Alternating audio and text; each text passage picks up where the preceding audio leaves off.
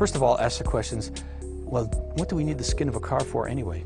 What's it there for? Does it have to be made out of metal? Do we have to make it always in the same manner? Or is it there for different purposes than we thought? In reality, the aspects of crash and stiffness and ride handling can be handled in a space frame type vehicle entirely without the skin.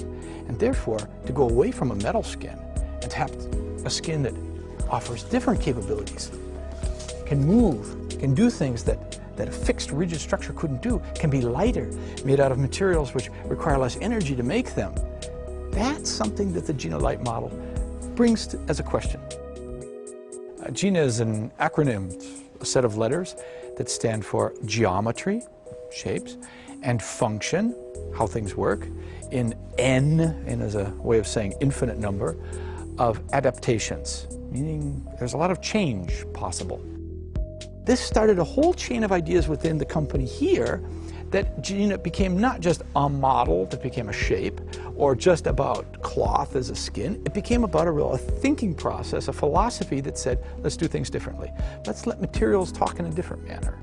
And let's let tooling be a different issue instead of just the way to give us form. Well, one nice thing about GINA is the materials kind of lead the way. It doesn't take very much and you get an idea exactly what this car is going to be like. For instance, to get an idea what the sculptural form is between a fender and, let's say, a wheel arch, you really only need a line around the wheels and a line more or less where you want the fender to be, and you'll let the material do the talking in between.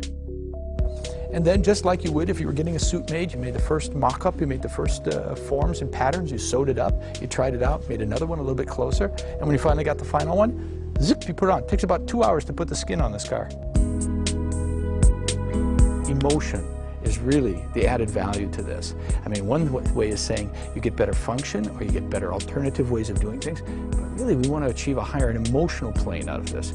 And then finally, and I think this is to me one of the most importantly, and that is the level of humanistic content that we can bring with GINA in. GINA should be about the human in the loop, the human way of doing things.